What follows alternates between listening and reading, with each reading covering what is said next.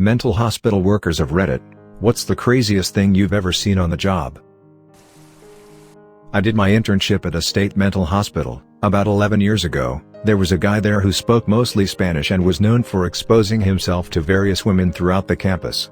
He wasn't on my caseload, but he came to plenty of my groups and was polite to me and well behaved. My last day at the hospital, he walks up to me and hands me a crumbled brown paper bag and says he got something for me in his broken English. I was terrified to look inside, knowing his reputation and his violent history, but I peeked in and was shocked to see a small pink teddy bear. I still have it. I didn't technically work there, it was a clinical rotation for school, but I have a couple stories. So this paranoid patient, who was relatively pleasant, told us that there was a bat in her room.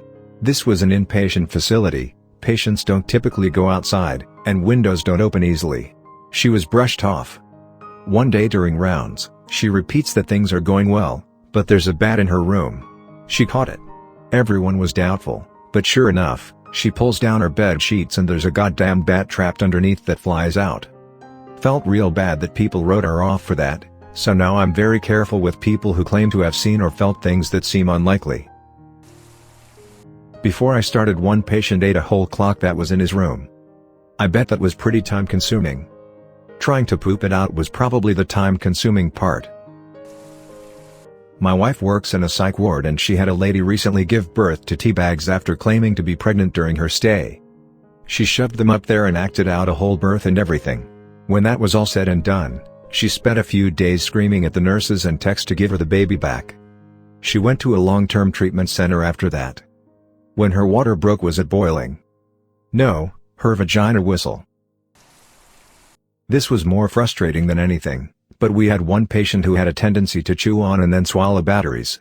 Now, a lot of our patient group would repeatedly swallow certain risk items that they weren't supposed to have access to, including tweezers and forks, but this patient was a particular concern as they'd repeatedly been taken to A&E over the issue.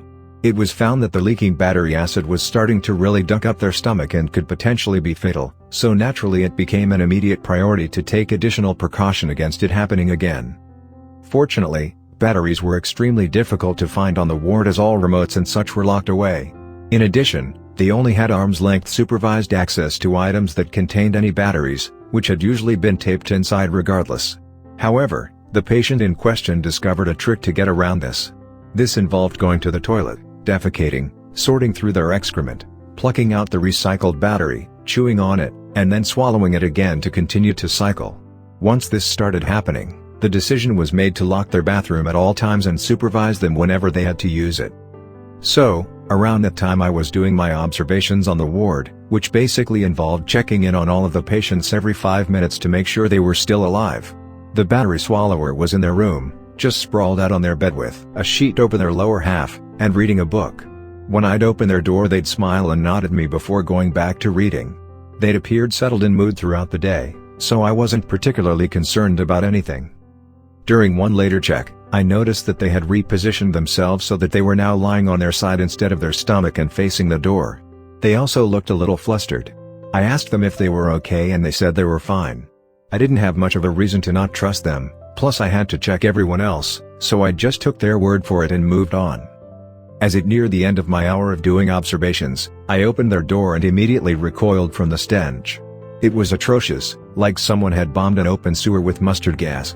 The patient was still sat on their bed, but now they were quite red in the face and smiling at me with their eyes opened wide. Naturally, I immediately asked them what in the name of duck is that smell?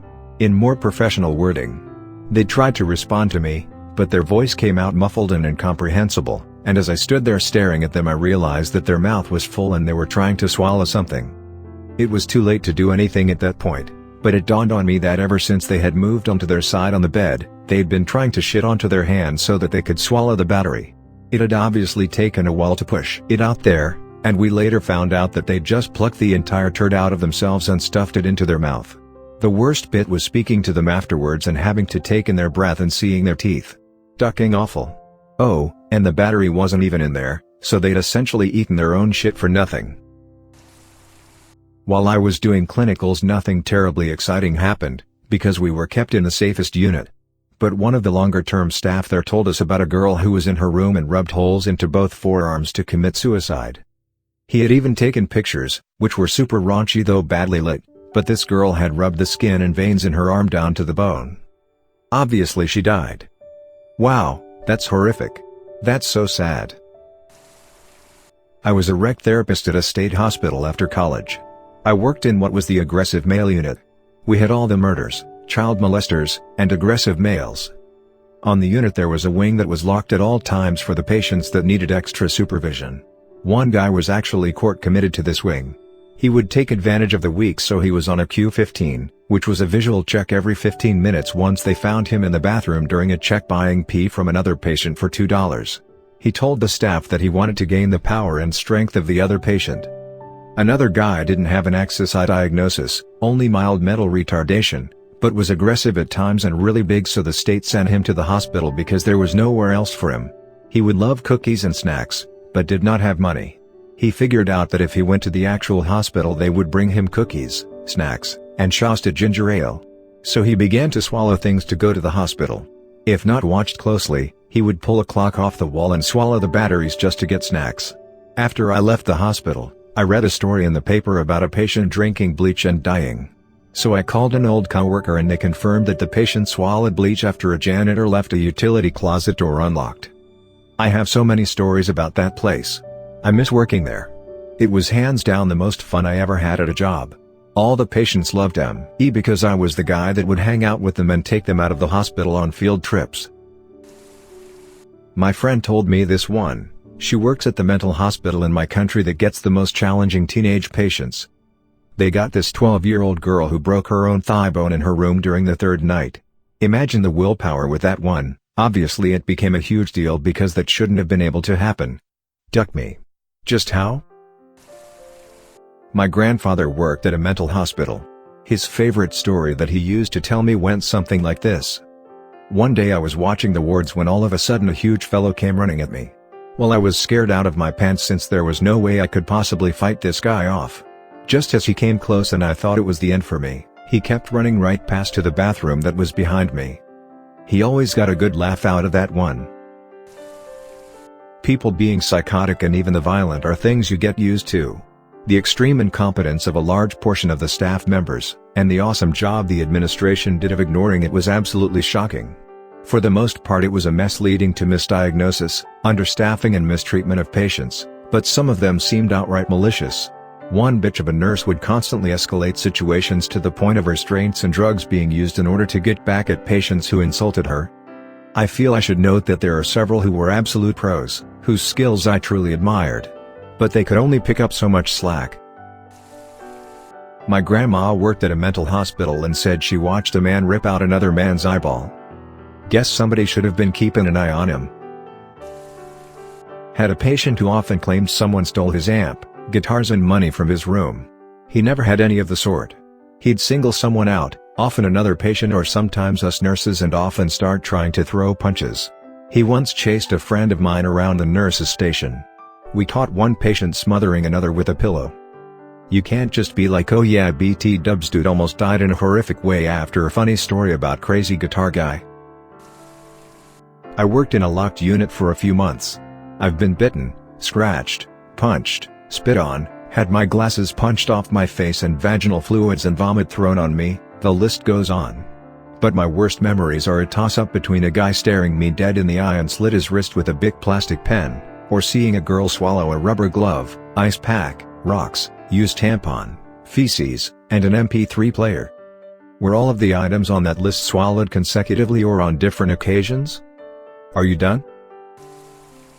During my several sojourns into inpatient care when I was in my teens and early 20s, there was one male psych nurse assigned to a ward full of female patients between the ages of 16 and 21. You could remain in the youth or juvenile ward until you were 21 because of reasons I don't remember now. Patient problems ranged from depression and anxiety disorders to violent psychosis.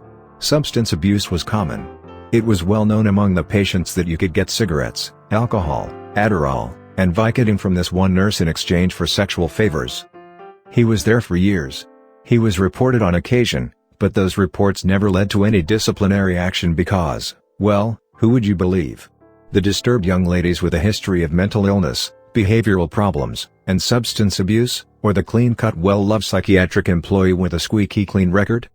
Edit to clarify, Nurse Guy was way more subtle about this than I make it sound. He wasn't handing out pills like Skittles and getting a dozen blowjobs a day. And he was good at picking victims. And also the facility was understaffed and not well run. Oh shit, a question I actually have answers for. All of these are secondhand from when my mom worked the front desk, so take that as you will. One guy got into a straight-up screaming match with his girlfriend, the soda machine. Like, how dare you do this to me, don't you know how much I've done for you and this family, the whole shebang. One kid, when she worked admissions, came into her office and ducking trashed IT, then broke a red pen, splashed it on himself and on the wall, can confirm the wall splash, saw it firsthand, and tried to start screaming that she was attacking him. My mom is like the sweetest woman you will ever meet, so the techs were having none of this kid's shit. One time, some guy walked in from the street carrying a frozen turkey. Mom saw him sit down in the lobby, he sat there for a solid hour and a half, then got up and left. No clue what was up there. The last one is the only time my mom has ever been creeped out. One evening the cops brought in this teenager, maybe 15 or so. She had ankle cuffs, wrist cuffs, and this weird belt that both sets of cuffs were attached to. They brought her in, and basically stood her in the center of the waiting room. While the cops got her paperwork sorted out, this chick just bored holes into my mom's head with her eyes. Freaked mom out enough to the point that she requested to be let off early to get away from this kid. I'm sure if I asked her, I could get some more if anyone is interested. Edit, I got one other, not quite intense story from her. When she moved to the business office originally, their office had windows facing the courtyard where patients would have wrecked time essentially. She liked to keep her blinds open, and one day a patient noticed her. He kept waving at her, and started doing what looked like sprints halfway down the courtyard and back. He waves at her again. And on his last sprint he keeps going, climbs the wall and takes off across the roof. Mom was like WTF and yelled at her boss that someone just escaped across the roof. Police get called, guy gets found just casually walking a few blocks away like nothing was wrong lol. Probably too late, but I had a patient who cut off his penis/scrotum and ate them. Former mental patient here, there was an older lady who was so constipated. She was laid on her back in her bed with her feet in the air screaming about birthing babies while they pulled it out of her. Then she'd go about the hall talking about her new baby boy. I can only imagine what would happen if she had diarrhea or something. Poor lady. She was such a sweet lady, very loud and so not there all the way. She was so serious about having just given birth. My dad worked as an orderly/nurse at a VA hospital. He said there was a guy who would sit in a chair right outside of his room in the hallway and laugh periodically. One day my dad asks what he's laughing at and the man looked at him and said, "God is telling me jokes." I wonder if God is actually funny or if he's just laughing so God doesn't get pissed off. Are you kidding me? God is hysterical. Look at this. I'm a nursing student who had my psychiatric/mental health clinical in a mental health crisis center. In all reality it's not really that crazy, it's mostly Baker Acts for people who are severely depressed, or people who are neglecting themselves due to their mental illness. Mental health units have a lot of negative stigma associated with them being for crazies and whatnot, but really they're just sick people trying to get better, just like any other hospital. Even the patients with schizophrenia or psychosis are usually there because their meds got out of whack and they are being rebalanced. That being said, the most crazy and heartbreaking case I dealt with was an 8-year-old child who grew up watching his stepdad abuse his mom, but could not do anything about it, so he would internalize his emotions, leading to self-harm and suicidal ideation that culminated in him stabbing himself through the arm with scissors at school when he was being bullied. Hearing about how he wished he could just end his life at such a young age was absolutely heartbreaking and really put into perspective minimal my problems were compared to this kid who had gone through more in 8 years emotionally than I have in 20. One morning, a new admission needed to give a urine sample. During her assessment she seemed relatively aware of things, so nobody thought she'd have difficulty with it. So, I gave her the cup and explained I needed a urine sample. She stared at me blankly. I repeated myself, and when I got no response, I explained I needed to stay in the bathroom to make sure it was a genuine sample. The urine was her own. I turned to give her privacy. The next thing I know, I heard the sink running. She was trying to fill the cup with water. I re-explained exactly what I needed from her. She stared blankly.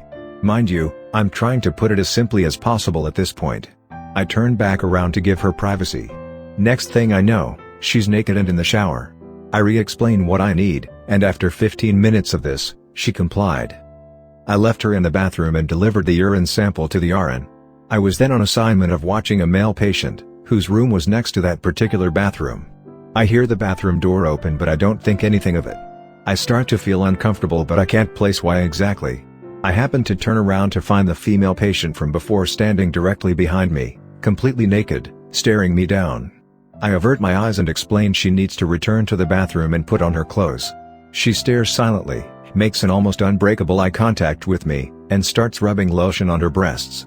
I explain to her again I need her in her bedroom or the bathroom and call for the nurse. The patient goes in her room as the nurse comes over. When the nurse knocks on her door, the patient comes out fully clothed and stated she had no idea what anybody was talking about.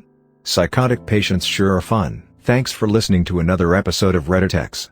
Subscribe and activate the notification bell so you won't miss any stories. Feel free to share your own stories below in the comments. Have a good day.